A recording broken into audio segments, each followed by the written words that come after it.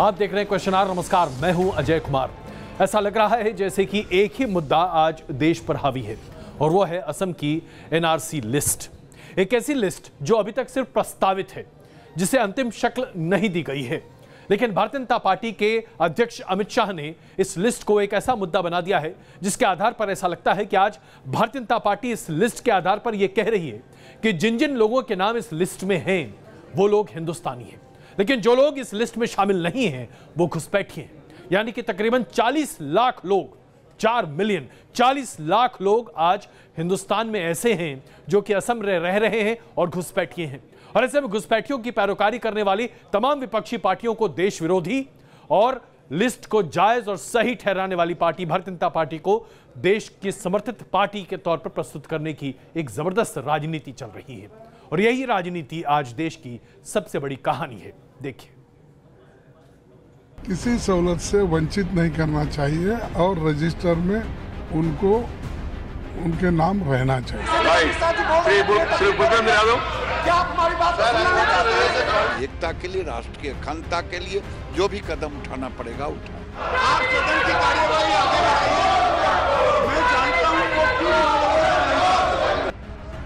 NRC के मुद्दे पर अब सियासी जंग का रास्ता राष्ट्रवाद बनाम राष्ट्र विरोध के रास्ते पर चल निकला है।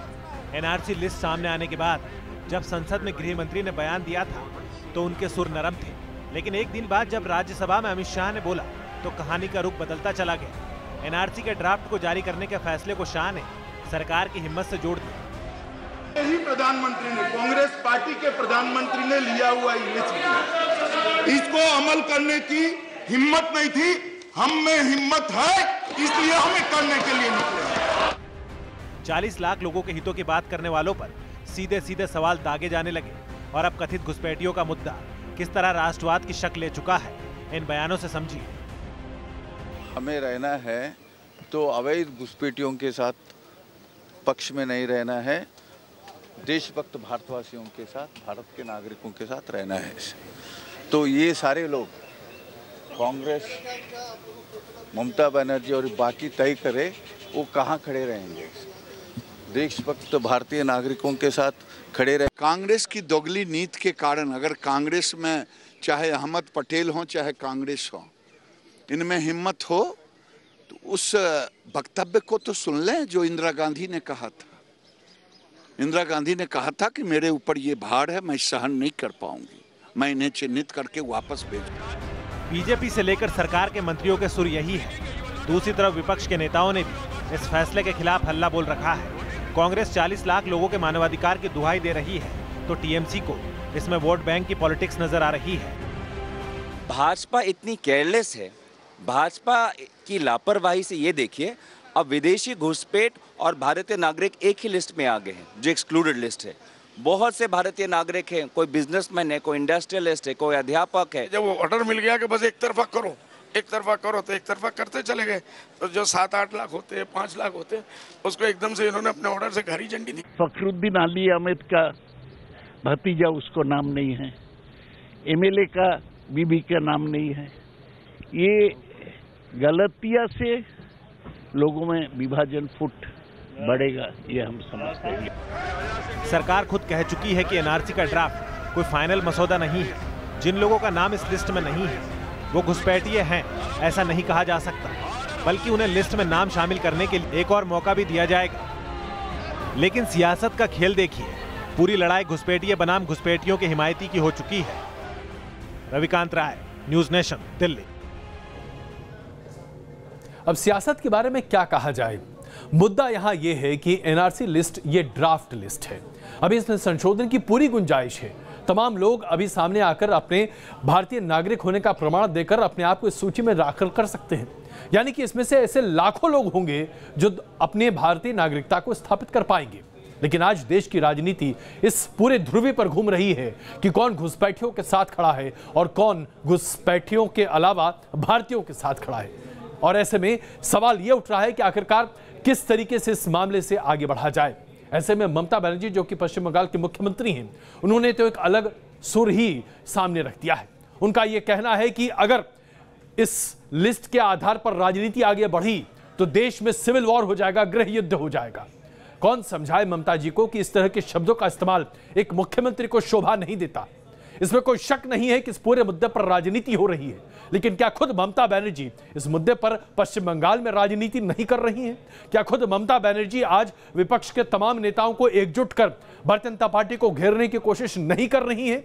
दोनों पक्ष अपने अपने तरीके से किलेबंदी कर रही हैं और ऐसे में सिर्फ एक मुद्दा है, और मुद्दा ये कि क्या 40 लाख लोग अचानक से गैर हिंदुस्तानी हो सकते हैं? अभी कहेगा उनको करेगा, इसमें देश नहीं चलेगा, इसमें सिविल वॉर हो जाएगा, ब्लड वॉर हो जाएगा।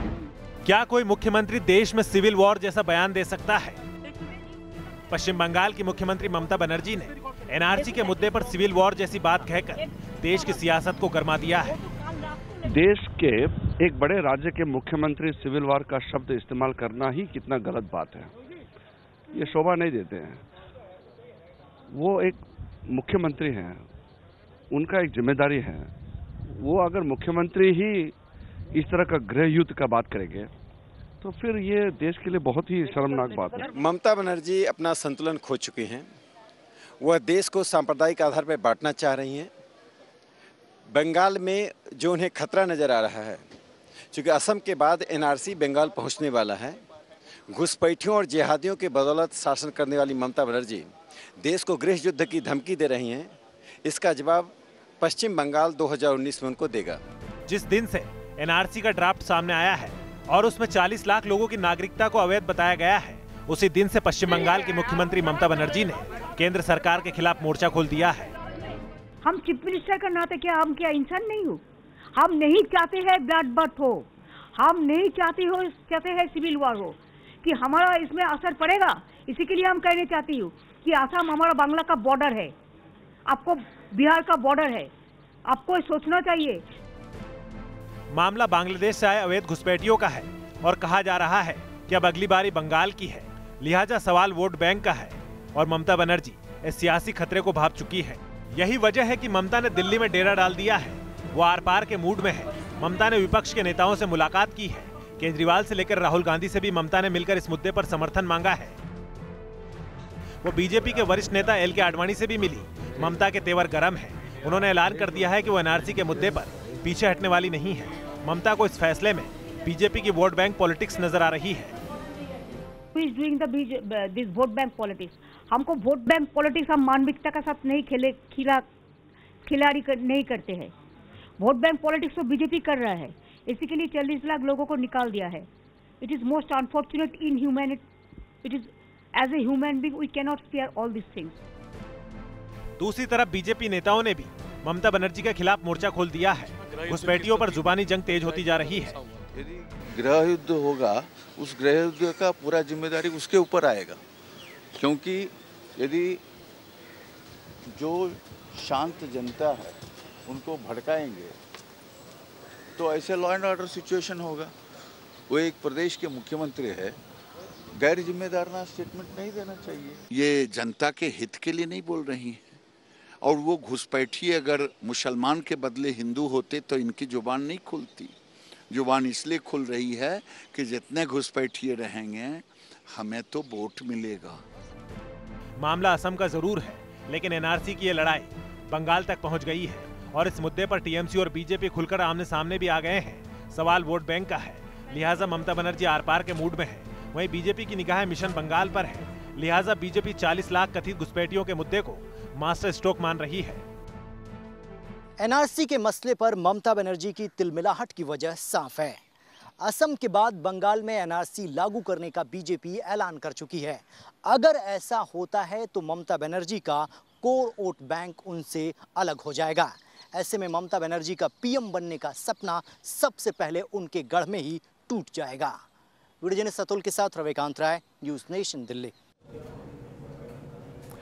इस मुद्दे पर भारतीय जनता पार्टी और ममता बनर्जी दोनों आमने सामने हैं, और वो सिर्फ इसलिए क्योंकि भारतीय जनता पार्टी ने पश्चिम बंगाल में मिशन 22 रखा है, यानी कि कम से कम 2019 के चुनाव में 22 संसदीय सीट पर भारतीय जनता पार्टी पश्चिम बंगाल में कब्जा करना चाहती है, जिसके लिए अमित शाह, जो कि बीजेपी के अध्यक्ष हैं, लगातार कोशिश कर रहे हैं और इसी महीने की 11 तारीख को वो फिर पश्चिम बंगाल जाने वाले हैं।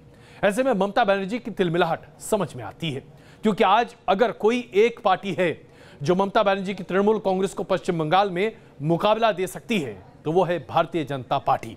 और इसी वजह से भारतीय जनता पार्टी और तृणमूल कांग्रेस इन 40 लाख लोगों के नाम पर एक दूसरे के ऊपर तरह तरह के हमले कर रहे हैं। सवाल 2019 के लोकसभा चुनावों का है और बीजेपी के टारगेट पर ममता बनर्जी का पश्चिम बंगाल है, लिहाजा लड़ाई आर पार वाली दिखनी शुरू हो गई है। मैंने बंगाल में ये बात नहीं हुआ, मैंने जो प्लीज बीजेपी क्या कह रहे हैं उसका हम उसका सर्वेंट नहीं है, उनका हम सर्वेंट नहीं है। जो उन्होंने जो बात कहेगा उसको रिप्लाई देंगे, वो ठीक करेगा, हम क्या कहेगा नहीं कहेगा। एक तरफ ममता बनर्जी हैं तो दूसरी तरफ अमित शाह। अब तक बीजेपी और टीएमसी के बीच जुबानी जंग का दौर नजर आता था, लेकिन असम में एनआरसी की ड्राफ्ट वाली लिस्ट जारी होने के बाद संग्राम तेज हो गया है। मैं ममता बनर्जी से इस्तीफे की मांग करता हूं। मुझे लगता है जो भी लोग हैं जिन्हें राष्ट्रीय सुरक्षा की चिंता है, देश में सद्भाव की चिंता है, उन्हें ममता बनर्जी को एक क्षण भी सत्ता में रहने देने के लिए अनुमति नहीं देनी चाहिए। जिन 40 लाख लोगों पर घुसपैठियों का तमगा लगता दिखाई दे रहा है उसमें ज्यादातर संख्या मुसलमानों की है और मुस्लिम ममता का बड़ा वोट बैंक है। ऐसे में ममता बनर्जी को लगने लगा है कि बीजेपी ने उसके वोट बैंक पर करारी चोट की है। बीजेपी क्या बोलते हैं उसको जवाब देना मेरे को काम नहीं है। वो तो देखिए बीजेपी अभी नर्वस है, पॉलिटिकली टेंस है, इसी के लिए जो भी मर्जी कह देता है, जो भी बात कहता है कि उसको पता है आने वाला 19 में आने वाला नहीं है, तो इसी के लिए वो जो कहे अगर रिस्पॉन्सिबिलिटी लेके बात कहते हैं, रिस्पॉन्सिबल बात करते हैं, हम उसको रिप्लाई करेंगे। दूसरी तरफ अमित शाह ने भी मिशन बंगाल को आन बान और शान का सवाल बना लिया है। अमित शाह 11 अगस्त को कोलकाता का दौरा करने वाले हैं। कोलकाता में बीजेपी एक बड़ी रैली करने वाली है। बीजेपी का दावा है कि शाह की रैली में 2 लाख लोग आएंगे, लेकिन अब तक राज्य सरकार ने शाह की रैली को इजाजत नहीं दी है। बावजूद इसके अमित शाह पश्चिम बंगाल के दौरे पर अड़े हैं। शाह ने कहा है कि भले ही उन्हें गिरफ्तार कर लिया जाए, लेकिन वो हर हाल में कोलकाता जाएंगे। गृह युद्ध का भय फैलाकर एक बार तो देश तोड़ चुके हैं। क्या कहना चाहते हैं? गृह युद्ध होगा मतलब। इतना ही नहीं, आने वाले दिनों में पश्चिम बंगाल में बीजेपी के बड़े नेताओं की रैली होनी है। खुद पीएम मोदी पुरुलिया में एक रैली कर चुके हैं और अमित शाह भी कई बार पश्चिम बंगाल में रैलियां कर चुके हैं। यानी साफ है कि बीजेपी किसी भी कीमत पर पश्चिम बंगाल के टारगेट को हासिल करना चाहती है और इसके लिए उसने सूबे में पूरी ताकत झोंक दी है। और अब एनआरसी के मुद्दे पर भी बीजेपी ने सीधे ममता बनर्जी को निशाने पर लिया है। वहीं ममता भी बीजेपी के खिलाफ मोर्चेबंदी पर जुटी है। एनआरसी की कवायद असम में चल रही है, लेकिन घबराहट ममता बनर्जी को हो रही है। ऐसे में ममता बनर्जी और अमित शाह आमने सामने हैं। बीजेपी एक सोची समझी रणनीति के तहत एनआरसी के मुद्दे को पश्चिम बंगाल की जनता तक ले जाना चाहती है, ताकि राष्ट्रवाद की भावना को जागृत कर हिंदू वोटों का जबरदस्त ध्रुवीकरण किया जा सके। वीडियो जर्नलिस्ट अतुल के साथ रविकांत राय, न्यूज़ नेशन दिल्ली। असम की इस ड्राफ्ट एनआरसी लिस्ट को लेकर जो हंगामा बरपा है उसमें 40 लाख लोगों के भविष्य को अधर में लटका दिया है। इसमें कोई शक नहीं है कि जब फाइनल ड्राफ्ट के बाद जो फाइनल लिस्ट है जो दिसंबर में जारी होगी वो सामने आएगा तो 40 लाख का यह आंकड़ा घटकर बहुत कम रह जाएगा। लेकिन चाहे वो आंकड़ा जितना भी हो, उन्हें जो लोग बच जाएंगे जिनका नाम एनआरसी की लिस्ट में नहीं होगा, उन्हें हम किस तर्ज पर देखें? क्या वो हिंदुस्तानी हैं? क्या वो बांग्लादेशी हैं? किस देश की नागरिकता उनकी होगी? इसे लेकर एक बड़ा सवाल खड़ा होगा, क्योंकि ये तमाम लोग हिंदुस्तान में रहते चले आए हैं। ऐसे में जब उन्हें बांग्लादेशी कहा जा रहा है तो बांग्लादेश से इस बारे में स्पष्ट तौर से कहा गया है कि आज हिंदुस्तान में बांग्लादेश का कोई भी नागरिक शरणार्थी बनकर नहीं रह रहा, और जिन लोगों को आज बांग्लादेशी हिंदुस्तान में बताया जा रहा है उन्हें बांग्लादेश की सरकार वापस लेने को तैयार नहीं है। 40 लाख के इन लोगों के बारे में बांग्लादेश की सरकार का यह कहना है कि उन्हें इससे कोई लेना देना नहीं है।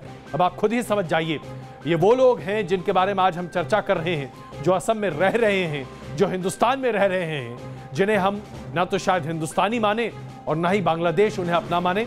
यानी कि ये वो लोग हो जाएंगे जिनका कोई भी राष्ट्र नहीं होगा। उनको ये प्रूव करना होगा कि ये जो लोग हैं वो हिंदुस्तानी नहीं है, मगर वो बांग्लादेशी भी है। आपको ये प्रूव करना होगा ना कि बांग्लादेशी है वो कहाँ से आए, उनके क्या रिकॉर्ड हैं, कहाँ बसे ये यहाँ आके। तो unless we prove that they have some Bangladesh connection, हम बांग्लादेश उनको भेज नहीं सकते। बांग्लादेश कहे कि हाँ आप हमारे ऊपर क्यों प्रेशर डाल रहे हैं, तो ये उसमें रहेगा। बांग्लादेशी घुसपैठियों के नाम पर राजनीतिक बवाल तो खूब मचा है और इस बवाल का असर अब सीधे तौर पर भारत बांग्लादेश संबंधों पर भी पड़ने लगा है। अगर इस सूची को संशोधित कर सरकार उस पर मुहर भी लगा दे, तब भी इन तमाम लोगों को बांग्लादेश वापस भेजना आसान नहीं होगा, जब तक कि बांग्लादेश इन्हें अपना नागरिक स्वीकार नहीं करता। वीडियो साकेत सावत के साथ मधुरेंद्र कुमार, न्यूज नेशन, दिल्ली। तो अगर मोटी बात हम आपको समझाना चाहें तो दरअसल ये स्पष्ट हो जाता है कि इस पूरे मामले में जो राजनीति हो रही है वही असलियत है। जिन लोगों का नाम एनआरसी लिस्ट में नहीं है, उन्हें हिंदुस्तान से बाहर निकालना लगभग असंभव जैसी स्थिति होगी, जब तक कि बांग्लादेश या कोई और राष्ट्र ये मान न ले कि जो लोग हिंदुस्तान में रह रहे हैं वही हिंदुस्तानी नागरिक नहीं है, बल्कि उस देश के नागरिक हैं। और ये लगभग असंभव जैसी स्थिति है। लेकिन चुनावी साल है साहब, इसलिए यहां सब कुछ जायज है। अब चुनावी साल को देखते हुए आज भारतीय जनता पार्टी ने भी SC/ST एक्ट के ऊपर एक विधेयक लाने की तैयारी की है, और वो इसलिए क्योंकि जबरदस्त राजनीतिक दबाव भारतीय जनता पार्टी को झेलना पड़ रहा है। कैबिनेट ने इस पर विधेयक को मंजूरी दे दी है। ऐसा बताया जा रहा है कि यह विधेयक इसी सत्र में लाया जा सकता है, जिसमें दलितों को किसी भी तरह के अत्याचार से बचाने के लिए इस विधेयक में प्रावधान होंगे। सुप्रीम कोर्ट के आदेश के बाद इस विधेयक को लाना सरकार की मजबूरी बनता दिख रहा था। संसद के इसी सत्र में इसे लाया जाएगा ताकि तमाम सहयोगी दल और साथ साथ तमाम दलित संगठन जो आज भारतीय जनता पार्टी की अगुवाई की सरकार के खिलाफ अपना मोर्चा खोले हुए हैं, उन्हें मुंह बंद करने का मौका मिले। संसदीय परंपरा का सम्मान करते हुए हम उसको आपके सामने बता नहीं सकते, क्योंकि बिल ला करके हमको संसद के सामने बताना है। Just a minute.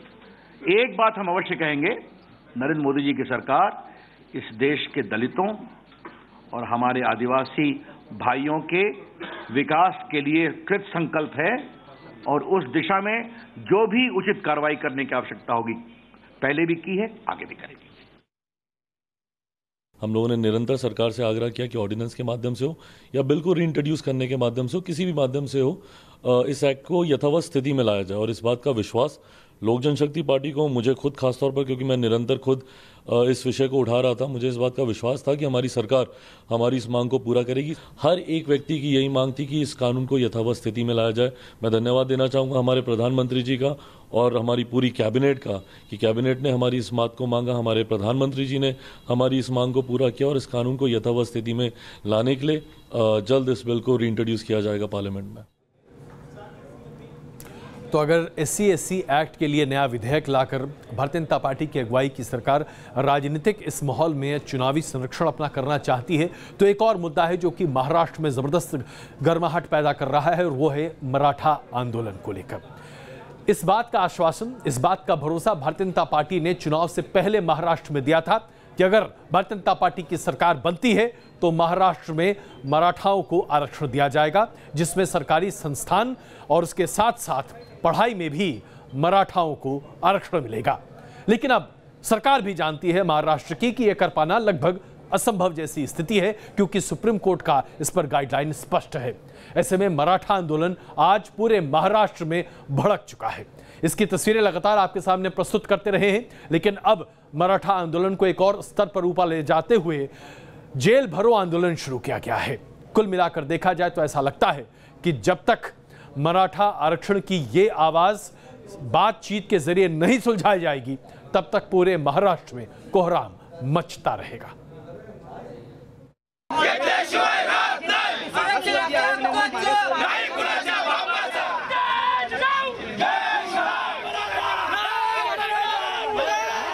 नारेबाजी, सड़क पर विरोध प्रदर्शन,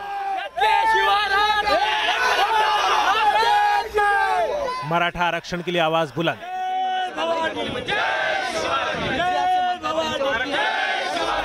महाराष्ट्र में मराठा आंदोलन तेज होता जा रहा है। आरक्षण के लिए मराठा ने सरकार के खिलाफ सड़क पर संग्राम छेड़ रखा है। मुंबई से लेकर सोलापुर समेत कई शहरों में आरक्षण की आवाज बुलंद की जा रही है। 1 अगस्त को जेल भरो आंदोलन के ऐलान के साथ ही मराठा प्रदर्शनकारी मुंबई के आजाद मैदान में जमा हुए। मुंबई में आज मराठा क्रांति मोर्चा की तरफ से जेल भरो आंदोलन का ऐलान किया था, जिसको लेकर मुंबई के आजाद मैदान में मुंबई पुलिस ने अपनी सुरक्षा बढ़ा दी थी। और अब आजाद मैदान में मराठा क्रांति मोर्चा के कुछ सदस्य जो है यहाँ पर बैठे हुए हैं और लगातार यहाँ पर जो है वो नारेबाजी की जा रही है। महाराष्ट्र में जितना आंदोलन हुआ है, सरकार ने हमारा आश्वासन देने का काम किया नहीं है। जो आश्वासन दिया है वो पूरा किया नहीं है। आज का जो आंदोलन है मुख्य उनकी हमारी डिमांड वही है कि जो हमारे बच्चों के ऊपर केसेस जो हुए वो पूरी तरह से पीछे लेने चाहिए। वो गंभीर स्वरूप के हो या कोई भी स्वरूप के हो, आपने ये पीछे लेने चाहिए। सड़क पर उतरे प्रदर्शनकारियों ने पुणे सोलापुर हाईवे को बंद कर दिया। मराठा समुदाय के लोगों ने लातूर जिले में राज्य के श्रम मंत्री संभाजी पाटिल निनांगेकर के घर के बाहर भी प्रदर्शन किया, जबकि पुणे जिले के जुन्नार में भी नारेबाजी होती रही। मराठा समुदाय सरकारी नौकरी में आरक्षण की मांग कर रहा है, जबकि सरकार आरक्षण में हाईकोर्ट के आदेश को अड़चन बता रही है।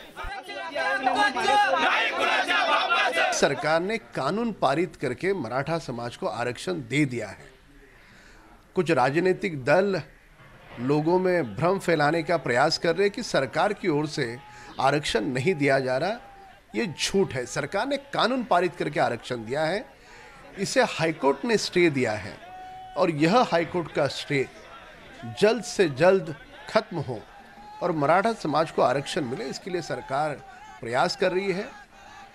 इसलिए आंदोलनकारी जो मराठा समाज के लोग हैं, उनकी मांग और सरकार की मांग एक ही है कि मराठा समाज को आरक्षण मिलना चाहिए। पिछले कुछ दिनों से मराठा आंदोलन जोर पकड़ रहा है और इस आंदोलन में अब तक 6 लोगों की जान भी जा चुकी है। ऐसे में सरकार के लिए इस आंदोलन का कोई हल निकालना जरूरी तो हो गया है, लेकिन ये इतना आसान भी नहीं है।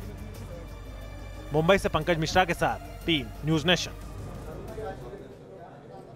भ्रष्टाचार रूपी दीमक किस तरीके से हमारे एक्सप्रेसवे को भी खोखला कर सकता है, यह प्रदर्शित होता है उत्तर प्रदेश में, जहां पर आगरा से लखनऊ का सुपरफास्ट एक्सप्रेसवे जो बनाया गया था उसमें 50 फीट बड़ा गहरा गड्ढा हो गया है और एक नई गाड़ी उस गड्ढे में जाकर धंस गई।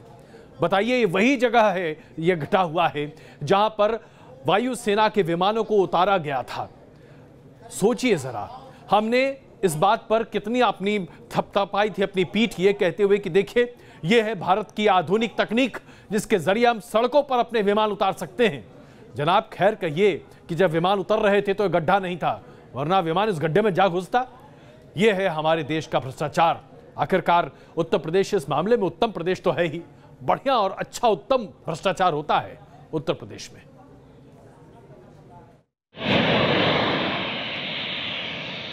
जिस सड़क पर फाइटर प्लेन उतारा गया,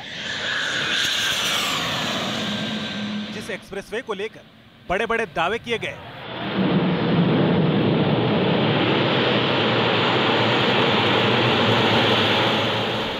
जो सड़क देश की बेहतरीन सड़कों में शुमार की जाती रही, जहां गाड़ियां तेज रफ्तार से फर्राटा भरती है, बारिश के बाद वो सड़क कैसे हादसे का सबब बन गई, वो इन तस्वीरों के जरिए समझिए।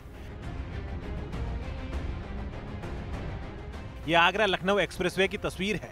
इस एक्सप्रेसवे पर सफर करते वक्त आप सावधान रहिए, क्योंकि ऐसा हादसा फिर हो सकता है। आगरा के पास डौकी इलाके में अचानक सड़क धंस गई और यह कार करीब 50 फीट नीचे जा गिरी। गनीमत रही कि हादसे में किसी की जान नहीं गई। उत्तर प्रदेश में पिछले 10 दिनों से लगातार हो रही बारिश के बाद एक्सप्रेसवे के सर्विस लेन पर यह हादसा हुआ। इस हादसे के बाद यूपी सरकार ने जांच के आदेश दिए हैं और स्वतंत्र एजेंसी को जांच सौंपी गई है, जो 15 दिन में अपनी रिपोर्ट सरकार को देगी। हम आपको बता दें कि यूपी की तत्कालीन समाजवादी पार्टी की सरकार ने रिकॉर्ड 23 महीने में इस हाईवे को बनाया था और इसे बनाने में करीब 15,000 करोड़ रुपए खर्च हुए थे। पूर्व सीएम अखिलेश यादव ने नवंबर 2016 में इस हाईवे का उद्घाटन किया था। यह हाईवे करीब 302 किलोमीटर लंबा है। Team news nation. और अब ये वीडियो देखिए और देखकर आप हैरान हो जाइएगा, क्योंकि चेन्नई में एक दुकान पर दबंगों ने धावा बोल दिया और इन लोगों में से एक जो दबंग लोग थे उनमें से एक बॉक्सर था। और उस व्यक्ति ने जिस स्टाइल में वहां पर बॉक्सिंग करके हफ्ता वसूली की, जरा ये देखिए।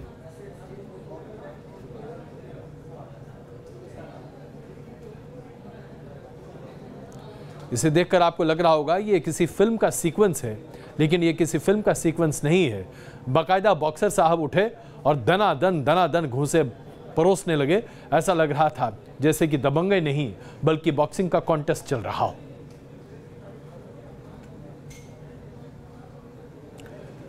तैयार हो जाइए अच्छे दिनों के लिए, क्योंकि अब आरबीआई ने रेपो रेट बढ़ा लिया है। यानी कि आपने जो तमाम कर्ज लिए हैं उस पर अब बैंक का इंटरेस्ट रेट बढ़ जाएगा। 25 बेसिस पॉइंट की बढ़ोतरी की गई है आरबीआई के द्वारा, जिसके जरिए अब आपके भी इंटरेस्ट रेट में, यानी कि जो भी होम लोन या जिस तरह का लोन भी आपने लिया है उसमें कर्ज की दर में तकरीबन 0.25% की बढ़ोतरी हो जाएगी। यानी कि 0.25% की बढ़ोतरी या उससे ज्यादा की बढ़ोतरी बैंक अब करेंगे, ताकि आपकी ईएमआई का बोझ आपके ऊपर और ज्यादा बढ़ जाए। और वो इसलिए क्योंकि देश में अब महंगाई की दर लगातार बढ़ रही है और उसे बनाए रखने के लिए आरबीआई ने रेपो रेट बढ़ाना शुरू कर दिया है। पिछले एक साल की बात करें तो अब तक रेपो रेट को 0.75 यानी कि 75 बेसिस पॉइंट बढ़ाया जा चुका है, और इसमें जो कर्ज की दर है वो 0.75% तक बढ़ सकी है। तो कुल मिलाकर देखा जाए तो आपके ऊपर कर्ज का बोझ और बढ़ता हुआ दिखाई दे रहा है। और अब ये वीडियो देखिए, इसे कहते हैं कि गर्व कैसे एक मां के सर को और ऊंचा कर देता है। इंडियन एयरलाइंस में कार्यरत एक एयर होस्टेस की ये ख्वाहिश थी कि उनकी बेटी अपने इंडियन एयरलाइंस में वो पायलट बने। मुंबई की अर्शिता चिंचनाकर एयर इंडिया की पायलट बन चुकी हैं और इनकी माता एयर होस्टेस का काम एयर इंडिया में क्या करती थी। आज उनकी मां के रिटायरमेंट का दिन था और पूरे एयरक्राफ्ट में लोगों ने तालियां बजाकर इन दोनों माँ बेटियों की तारीफ की कि किस तरीके से मां ने अगर एयर होस्टेस का काम किया तो बेटी अब कैसे पायलट के तौर पर उस विमान को उड़ा रही है।